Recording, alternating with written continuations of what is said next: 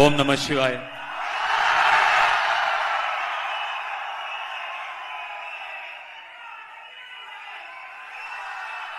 என்ன பாவா, நல்லா இருக்கீங்களா?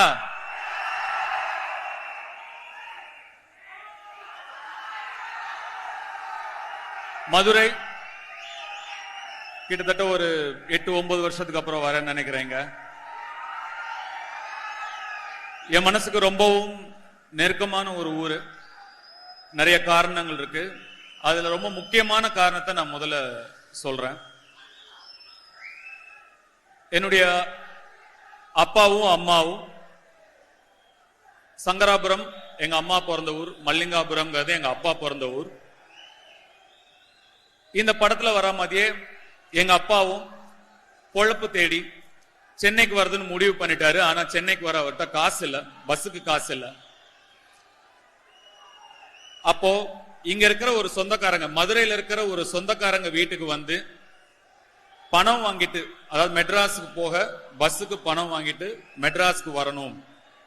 ஆனா மதுரைக்கு வரவும் காசு இல்ல. அப்ப செல்வராகவன் சாருக்கு 4 வயசோ ஏதோ. எங்க அம்மா 3 மாசம் பிரெக்னெண்டா இருக்காங்க. அவங்க ஊர்ல இருந்து மதுரைக்கு நடந்து வந்தாங்க. கிட்டத்தட்ட ஒரு 120 கிலோமீட்டர் இருக்கும்னு நினைக்கிறேன். 120-130 கிலோமீட்டர் இருக்கும்னு நினைக்கிறேன். நடந்தே வந்தாங்க அங்க இருந்து ஒரு சொந்தக்காரங்களை பார்க்க. அப்படி எங்க அப்பா பிரெக்னண்டா இருந்த எங்க அம்மா கால் கடுக்க நடந்து வந்து ஏறின மேடை தான் இந்த மேடை.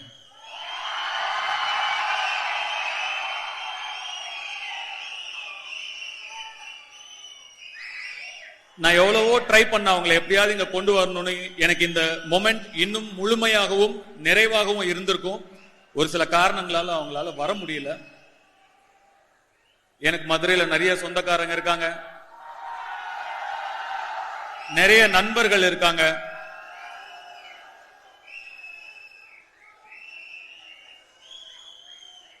இங்க இருந்து அங்க இருந்து கை தட்டிட்டு விசில் அடிச்சிட்டு இருக்கிற நீங்கெல்லாம்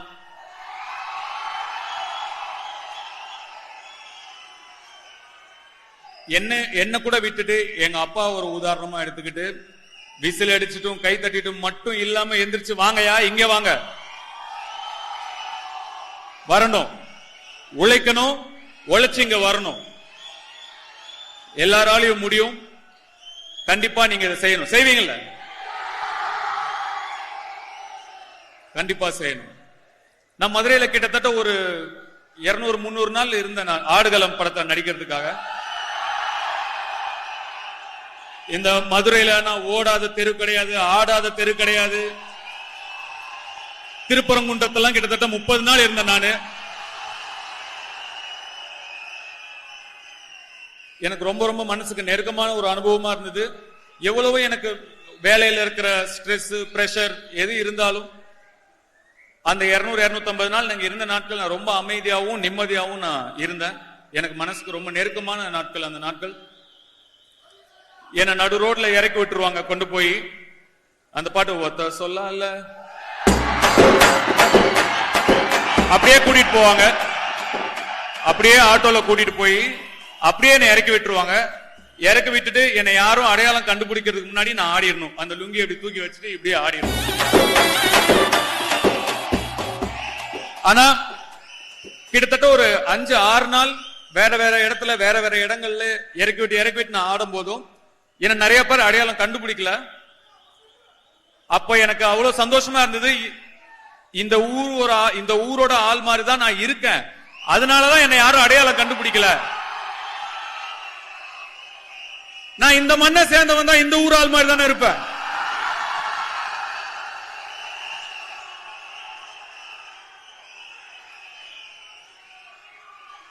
சாவமேல கைய வச்சேன்னு வை, கொண்டே புருவேன்.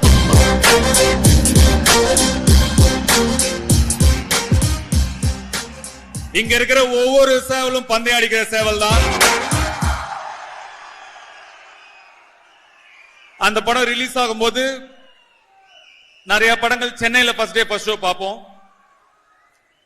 ஷூட்டிங் இல்லைன்னா ஃபர்ஸ்ட் டே ஃபர்ஸ்ட் ஷோ போக முடியும், இல்லைன்னா அதுவும் முடியாது. ஆடுகளம் மட்டும் மதுரையில தான் ஃபர்ஸ்ட் டே ஃபர்ஸ்ட் ஷோ பாப்பேன்னு பிளைட் பிடிச்சி இங்க வந்து ஃபர்ஸ்ட் டே ஃபர்ஸ்ட் ஷோ பார்த்தேன். ஜெயான்னு ஏதோ ஒரு தியேட்டர் நினைக்கிறேன், அந்த தியேட்டர் ஏதோ ஜெயான் முடியும் ஞாபகம் இருக்கு. அங்கதான் பார்த்தேன். அந்த அனுபவத்தை என்னால மறக்கவே முடியாது. உங்களோட பார்த்த அந்த எனர்ஜி என்னால மறக்கவே முடியாது. ஒரு சின்ன சின்ன விஷயத்துக்கும் எனக்கே நிறைய விஷயங்கள் புரியல. அதெல்லாம் படம் பார்க்கும்போது நீங்க எப்படி ரியாக்ட் பண்ணீங்களோ அதை பார்த்து தான் எனக்கு புரிஞ்சுது. அந்த அனுபவத்தை என்னால மறக்கவே முடியாது. இந்த இட்லி கடை ஒரு சாதாரண படம், சிம்பிளான படம். ஆனா நிச்சயமா நீங்க எல்லாரும் உங்க ஃபேமிலியோட உங்க குழந்தைங்களோட போய் பார்த்து எமோஷனலா கனெக்ட் பண்ணி என்ஜாய் பண்ற ஒரு படமா நிச்சயமா இருக்கும். நிச்சயமா உங்களுக்கு பிடிக்கும் நான் நம்புறேன்.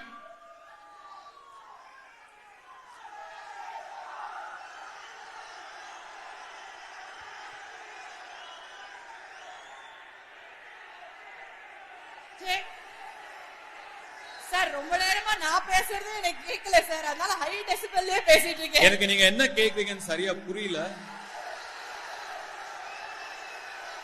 வடசென்னை 2 சார், வடசென்னை 2 வடசென்னை 2 கேக்குறாங்க சார். வடசென்னை 2 அடுத்த வருஷம் படப்பிடிப்பு ஆரம்பிக்கும். அதுக்கு அடுத்த வருஷம் ரிலீஸ் ஆகும்.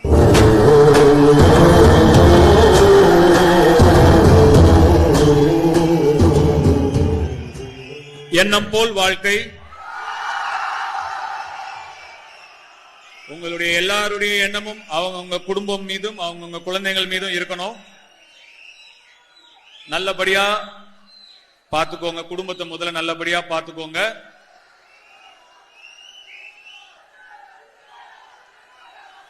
அக்டோபர் 1ஆம் தேதி திரையில சந்திப்போம். என்னை நம்பி நடிக்க வந்த என்னுடைய எல்லா கலைஞர்களுக்கும் நான் நன்றி சொல்லிக்கிறேன். டெக்னீஷியன்ஸ்க்கும் என்னோட நன்றியை சொல்லிக்கிறேன். எங்களுக்குள்ள நாங்க எல்லாரும் சேர்ந்து உங்களுக்கு படம் எடுக்கிறோம், எங்களுக்குள்ள நன்றி சொல்லுக்க தேவையில்லைன்னு நினைக்கிறேன். இருந்தாலுமே என் மேல இருந்த நம்பிக்கையில மட்டுமே அவங்க எல்லாருமே வந்தாங்க. எல்லாருக்கும் நன்றி. இங்க இருக்கிறவங்களை குறிப்பிட்டு சொல்றேன், எஃபர்ட் எடுத்து இங்க வந்திருக்காங்கிறதுனால இங்க இருக்கிறவங்களை மட்டும் குறிப்பிட்டு நான் பேச விரும்புறேன். அருண் விஜய் சார், நீங்க சொன்ன மாதிரி நீங்க கதை கூட சரியா கேட்கல, உடனே டக்குன்னு ஓகே சொல்லி என்ன நம்பி நீங்க வந்துட்டீங்க. அவருடைய படம் இப்போ ரெட்டத்தலைன்னு ஒரு படம் நடிச்சிட்டு இருக்காரு, கூடிய சீக்கிரம் ரிலீஸ் ஆக போகுது. நான் ஒரு 30-35 நிமிஷம் அந்த படம் பார்த்தேன். எக்ஸ்ட்ராடினரி த்ரில்லரா இருக்கு அந்த படம், ரொம்ப நல்லா வந்திருக்கு. வாழ்த்துக்கள் பிரதர், கண்டிப்பா அந்த படம் பெரிய வெற்றி என்னுடைய வாழ்த்துக்கள். உங்களுடைய டெடிகேஷனுக்கும் உங்களுடைய சப்போர்ட்டுக்கும் ரொம்ப நன்றி. பார்த்திபன் சார், மீண்டும் மீண்டும் ரொம்ப நன்றி. நீங்க தான் அதை இன்னுமே எங்க போனாலும் சின்ன கதாபாத்திரம் சொல்றீங்களே தவிர, நீங்களே படம் பார்க்கும்போது உங்களுக்கு தெரியும் அது சின்ன கதாபாத்திரம் இல்ல, மக்கள் சொல்லுவாங்க, அப்போ உங்களுக்கு தெரியும். இளவரசு சார், நம்ம திருவிளையாடல சேர்ந்து நடிச்சோம். என் மனசுக்கு பிடிச்ச முத்து கிருஷ்ணா நீங்க அந்த படத்துல நடிச்சிருந்தீங்க. கண்டிப்பா நீங்க மறந்துருக்க மாட்டீங்க. உங்களோட ஒர்க் பண்ணது எனக்கு ரொம்ப மகிழ்ச்சி சார். என்னுடைய சொந்த ஊரை சேர்ந்த ஒருத்தர் கூட சேர்ந்து வேலை செஞ்ச ஒரு சந்தோஷம் இருந்தது. உங்க கூட பழகின நாட்கள் ரொம்ப அழகா இருந்தது. பேசின நாட்களை விட நான் உங்ககிட்ட நிறைய, உங்க கேரக்டர் நல்லா இருக்க நான் இன்னும் எழுதிக்கிட்டே இருந்தேன், இன்னும் பெட்டர் ஆயிட்டே போச்சு. அதனால இன்னும் நிறைய நாட்கள் நான் உங்ககிட்ட கேட்டேன். நீங்க எந்த விதமான ஒரு செகண்ட் கூட யோசிக்கல. தம்பி வந்துடுறேன் தம்பின்னு வந்து எனக்கு கோஆபரேட் பண்ணி கொடுத்தீங்க. ரொம்ப ரொம்ப நன்றி. என்னுடைய தயாரிப்பாளர் ஆகாஷ் பாஸ்கரன் அவர்களுக்கு என்னுடைய நன்றியை சொல்லிக்க விரும்புறேன். என்னுடைய ரசிகர்கள்லாம் என்னுடைய படத்தை எப்படி ப்ரோமோட் பண்ணணும்னு இவ்வளவு நாள் ஆசைப்பட்டாங்களோ, அவர் அதை பண்ணி கொடுத்திருக்காரு. உங்களுக்கு நீங்க எல்லாம் சந்தோஷப்படுற அளவுக்கு இந்த படத்தை அவர் ப்ரோமோட் பண்ணி கொடுத்திருக்காரு. அதுக்காக உங்க சார்பா ஆகாஷ் பாஸ்கருக்கு நான் நன்றி சொல்லிக்கிறேன். என் சார்பாவும் நன்றியை சொல்லிக்கிறேன். இந்த படத்தை வெளியிடுற இன்பன் உதயநிதி, அவர் எனக்கு குழந்தையில இருந்து தெரியும். இன்னைக்கு அவருடைய பேரே வருது, இன்பன் உதயநிதி வழங்கும்னு பார்க்கும்போது ரொம்ப மனசு சந்தோஷமா இருக்கு. அவருக்கும் என்னுடைய வாழ்த்துக்களை தெரிவிச்சுக்கிறேன். மதுரை மக்களுக்கும் மதுரை ரசிகர்களுக்கும் என் ரசிகர்களுக்கும் மீண்டும் மீண்டும் கோடான கோடி நன்றிகளை சொல்லிக்கிறேன். சார் உருகிட்டோம் சார், எல்லாரும் உருகிட்டோம் சார். அப்பா, இட் வாஸ் சோ டிவைன். ரொம்ப ரொம்ப ரொம்ப அழகா இருந்தது. எங்களுக்கு இந்த எக்ஸ்பீரியன்ஸை கொடுத்ததுக்கு ரொம்ப நன்றி. ஒரு சில கொஸ்டின்ஸ்லாம் இருக்கு சார் உங்ககிட்ட. அதாவது இங்க இருக்க ஒவ்வொரு பசங்களுமே அவங்கள வந்து ஸ்கிரீன்ல பாக்குற மாதிரி தான் நினைச்சுப்பாங்க நீங்க ஒரு கதாபாத்திரம் பண்ணும்போது. ஏன்னா அவ்வளோ ரிலேட்டபிளா இருக்கும். அவங்களுக்குள்ள ஒரு விஷயம் வரும், நம்மளும் இந்த மாதிரி தட்டி தூக்கி பெரிய ஆளா வந்துரும் அப்படிங்கிற ஒரு இன்ஸ்பிரேஷனா ஆன் ஸ்கிரீன்லயும் நீங்க வந்து வாழ்ந்துட்டு இருக்கீங்க. சோ உங்க டயலாக்ஸும் அதே மாதிரி ரொம்ப ரிலேட்டபிளா இருக்கும் சார். ஒரு சில டயலாக்லாம் சொல்றேன், சரியா? அவங்க எல்லாருக்குமே தெரியும், எங்க எல்லாருக்குமே வந்து ரிலேட்டபிளான ஒரு டயலாக். அந்த டயலாக் உங்க லைஃப்ல எந்த சிச்சுவேஷன்ல எந்த மொமெண்ட்ல கனெக்ட் ஆகுது அப்படிங்கறது எங்களுக்கு சொல்லுங்க. பாட்டு நம்ம கேட்டா பாடுவாரு, பட்டு பட்டுன்னு பதில் சொல்லுவாரு. அதுதான் நம்ம டி சார். கண்டிப்பா இது வந்துடும் நம்மளுக்கு வேற மாதிரி. ஃபர்ஸ்ட் டயலாக் கேட்டுலாமா? பிளே பண்ணிடலாம் சார், உங்க வாய்ஸ்ல அது மாதிரி கேட்டு. நாங்கெல்லாம் சுனாமிலே ஸ்விம்மிங் போடுறோம். சுனாமிலே ஸ்விம்மிங்ல போடுற இது எந்த டைம்ல உங்களுக்கு செட் ஆச்சு? ஐயா, என் வாழ்க்கையே அதுதான். சுனாமிலே ஸ்விம்மிங் போட்டுக்கிட்டே தான் இருக்கேன். 16 வயசுல கேமரா முன்னாடி வந்து நிக்கும் போது இதெல்லாம் ஒரு மூஞ்சியான்னு கேட்டப்போ நான் போட ஆரம்பிச்ச ஸ்விம்மிங் தான். இன்னும் ஸ்விம்மிங்க போட்டுக்கிட்டு தான் இருக்கேன். ஏன் சார்பா அவங்க சொல்லுவாங்க, சொல்லுங்கப்பா. அடுத்த டயலாக் போயிடலாமா? எல்லாம் மனப்பாடமா நமக்கு தெரியும். டிஜே அடுத்தது பிளாக் ப்ளே பண்ணு. சேட்ட புடிச்ச பையன் சார், சும்மா ஜாலிகளா இம்சை பண்ணுவான். மாறி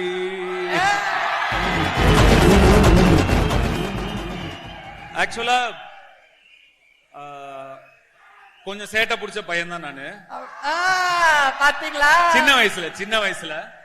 ஆனா என்னுடைய அண்ணா தான் இன்னும் ரொம்ப சேட்டை பிடிச்ச பையன்.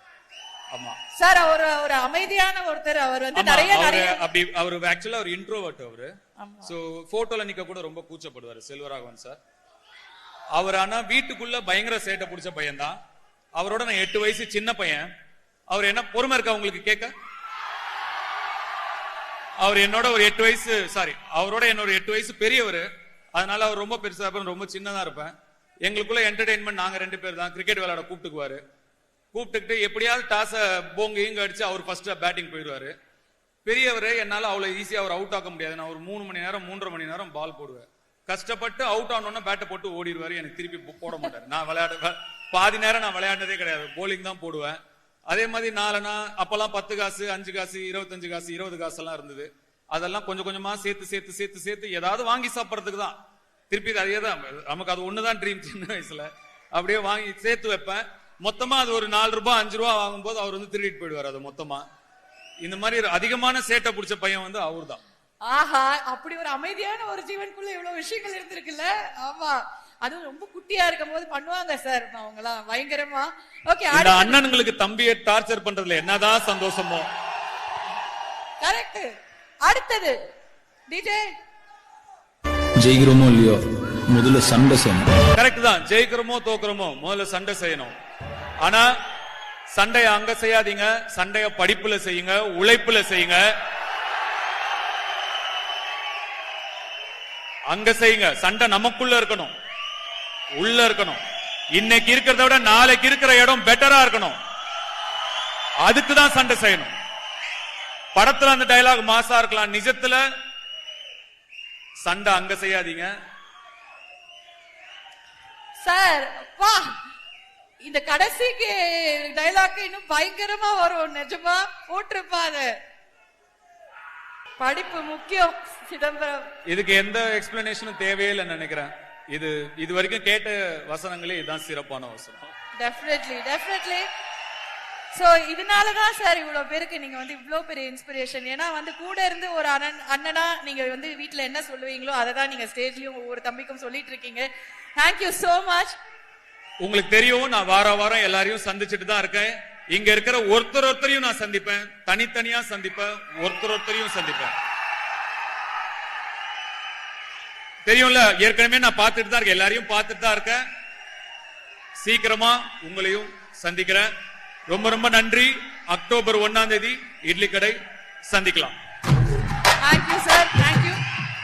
நான் ஒரு கேள்வி கேட்கலாமா? 2 கேள்வி ரொம்ப முக்கியமா ஆசையா இருக்கு, கேட்கலாமா? இல்லாட்டி சோ நிறைய பண்றீங்க சார், எழுதுறீங்க, பாடுறீங்க, நடிக்கிறீங்க, டைரக்ஷன் எல்லாம். எப்ப சார் ரிலாக்ஸேஷன், எப்ப சார் ரெஸ்ட் எடுப்பீங்க, எப்ப சார் ஜாலியா இருப்பீங்க? டைம் டேபிள்ல ஏதாவது இடம் இருக்கா இல்லையா? இப்ப நான் ஜாலியா தான் இருக்கேன். இதான் ரிலாக்ஸேஷன், இதுதான் ஜாலி, இதுதான் ஜாலி. என் பசங்களோட டைம் ஸ்பெண்ட் பண்றது தான் என்னோட ரிலாக்ஸேஷன். அவங்களோட விளையாடுவேன், ஏதாவது பண்ணிட்டு இருப்பேன், அவ்வளவுதான். கடைசி சார் உங்களை விட்டுறேன். உங்க ரசிகர்களுக்கு உங்களை அவ்வளவு பிடிக்கும், ரொம்ப பிடிக்கும். ஒவ்வொருத்தரும் வந்து உயிரை கொடுக்கறாங்க. உங்க ரசிகர்கள் கிட்ட உங்களுக்கு பிடிச்ச விஷயம் என்ன அப்படிங்கறது மட்டும் எங்களுக்கு சொல்லுங்க சார்.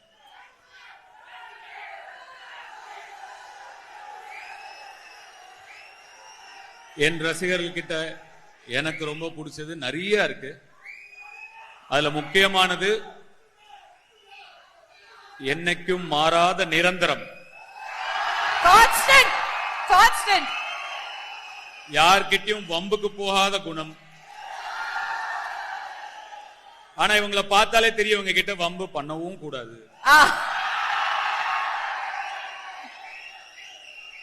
என்ன நான் திரும்பி திரும்பி சொன்னதுதான், எவ்வளவு நன்றி சொன்னாலும் பத்தாது. சாதாரணமா அங்க அவங்கள நடுவுல இருந்த ஒருத்தனை இங்க வச்சு உங்க நண்பனா, உங்களுக்கு பிடிச்ச நடிகனா, உங்க குடும்பத்துல ஒருத்தனா வச்சு என்ன அழகு பாக்குறீங்க. அந்த மாறாத அன்பு ரொம்ப பிடிக்கும். இந்த நேரத்துல இங்க வந்திருந்து இந்த காவல்துறையினருக்கும் காவல்துறையினருக்கும் என்னுடைய நன்றி. இங்க இருக்கிற பவுன்சர்ஸ் எல்லாருக்கும் என்னுடைய நன்றி. இந்த ஆதரவு கொடுத்த எல்லாருக்கும் என்னுடைய நன்றி. Thank you so much, sir. Idli கடை. Love you.